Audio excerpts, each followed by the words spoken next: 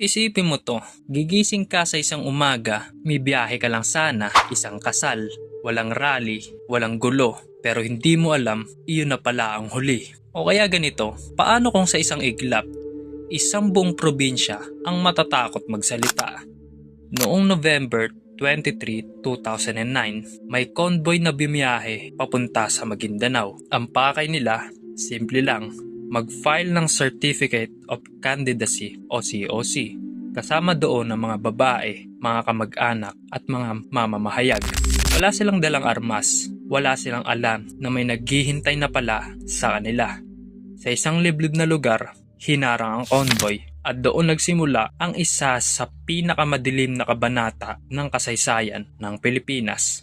Isa-isang pinababa ang mga sakay. May mga nagsusumamo, may mga umiiyak, may mga hindi na nakausap ang pamilya nila kailanman.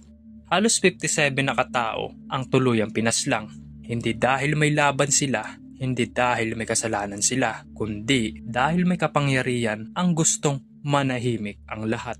Mas masakit pa rito, may mga mamamahayag na kasama, may mga taong ang trabaho lang ay magsabi ng totoo. Kaya ang tanong, kung kaya nilang patahimikin ng media, gaano pa kadaling patahimikin ang isang ordinaryong tao?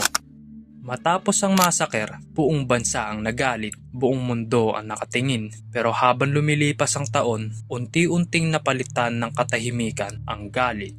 May mga nahatulan, may mga nakulong. Pero hanggang ngayon, maraming Pilipino ang nagtatanong, ito na ba ang hustisya?